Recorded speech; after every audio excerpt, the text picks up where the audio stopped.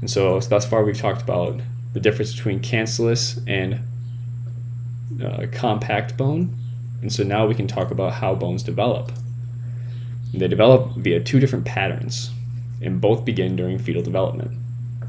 So intramembranous ossification is the process of turning mesenchymal or undifferentiated connective tissue into bone. At birth, the skull and clavicle are not fully ossified or turned into bone, so as to permit passage through the birth canal. Otherwise they wouldn't fit.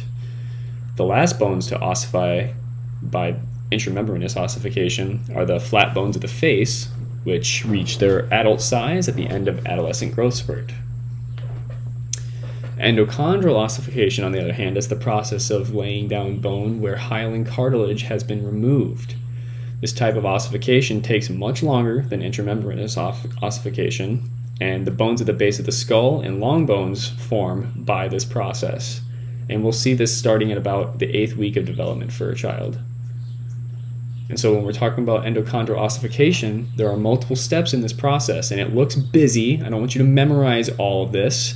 What I want you to know is that there are multiple steps to this process that are highlighted here, and this process is repeated in a different region. So steps 1 through 3 here happen in the diaphysis of the long bone, and step 4 is the same steps just happening in the epiphysis. And so I'll go ahead and go through those now. The process starts with mesenchymal cells that are differentiating into chondrocytes, the cartilage cells, and they secrete the cartilaginous matrix around them.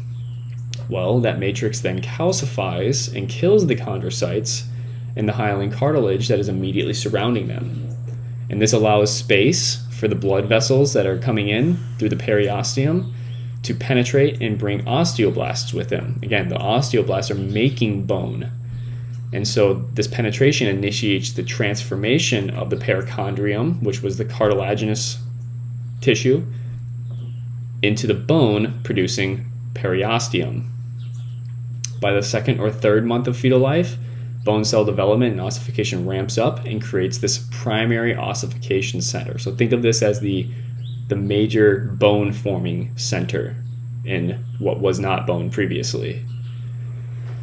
So with all these changes occurring, the chondrocytes, or the cartilage cells, continue growing cartilage at the ends of the bones, the future epiphyses. So you can see they're still growing cartilage this way while the bone is replacing it along this way. And this increases the bone's length at the same time that the cartilage is being replaced in the diaphysis. And so that's how your bone is growing in length. It's adding cartilage on the end and then replacing the cartilage in the middle, but with bone.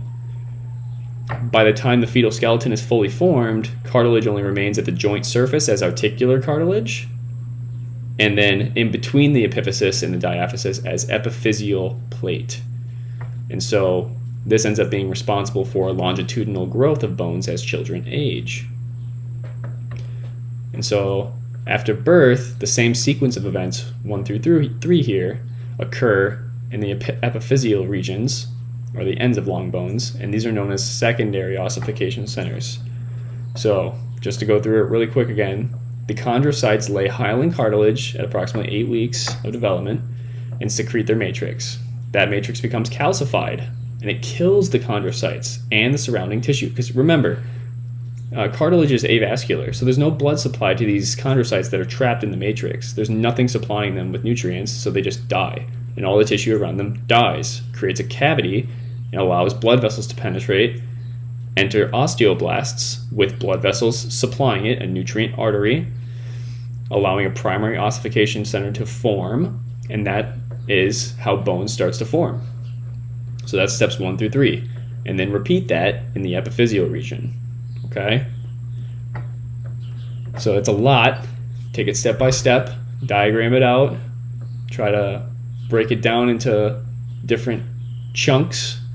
Sounds like a lot, but if you break it up kind of like I did here, it's quite manageable.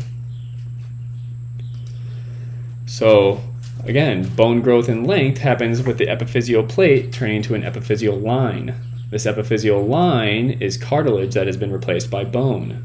and this is controlled by hormones. Notice the cartilage in between the diaphysis and the epiphysis in the growing bone. So you can see this cartilage here surrounding all of this, and how in the adult bone it's only the cartilage on the outside. And this is what your cartilage looks like now, and it's articular cartilage because it's articulating with other bones, and so that cartilage helps the bone not rub bone on bone. And cartilage does not have nerve supply or blood supply, so you don't feel anything. So that's why you don't feel your joints moving. But then when that wears out, when you get older and you start feeling bone on bone, well, the bone has nerve supply and you feel that. So that's why we need this articular cartilage to stay. But in here, we don't want that to stay so that our bones become more solidified. And so that was bone growth in length. And while that is happening, they're also increasing in diameter. The process in which matrix is resorbed on one surface of the bone and deposited on a different area of the bone is known as bone modeling.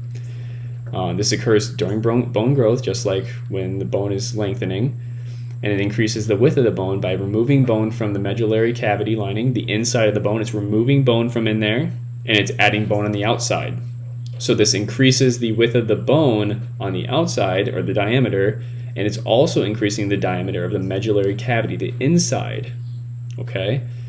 And so this is necessary because we want our bones to be larger, but we still want a decent amount of marrow and bone creating material on the inside. And so we need to increase that diameter as well as the outside diameter. But in adult life, once your bones are already done modeling, the bone undergoes what's called remodeling, in which the resorption of old or damaged bone takes place on the same surface where osteoblasts are laying new bone to replace resorbed material. And this process of remodeling bones involves constantly breaking down the old bone and building new bone. Again, this doesn't necessarily increase or decrease the width of the bone. It can, depending on the circumstance. Ideally, osteoblast activity should equal osteoclast activity so that we have neither bone growth nor loss of bone in adulthood. But that's not always the case due to dietary or lifestyle factors that can come into play, genetic issues. Even without outside influences, about 5 to 10% of the skeleton is remodeled annually just by destroying old bone and renewing it with fresh bone.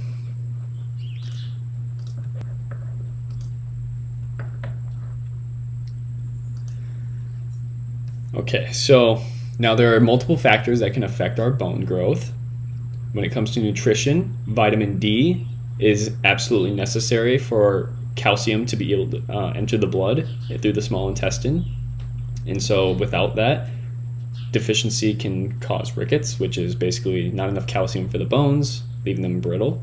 The calcium phosphate is not nearly as dense in that compact bone. We also need vitamin C, which is necessary for the collagen synthesis by osteoblasts. Among sailors, scurvy was treated with limes. Citrus fruits have a high concentration of vitamin C. Without that, scurvy can cause excessive bleeding from the mucous membranes. Definitely not good. And then we can also control bone growth with our hormones. And I kind of mentioned this previously, but the anterior pituitary gland, which is in your brain, it's a gland in your brain, it secretes growth hormone, and that is necessary for growth of a lot of different tissue. The thyroid hormone that's released from the thyroid is necessary for the growth of a lot of different tissues as well. And then a tumor in the pituitary could result in excess growth hormone or excess growth. What's his name? Andre the Giant suffered from this condition. He had what is called gigantism and acromegaly. Gigantism is excess growth hormone during childhood before the epiphyseal plates have closed.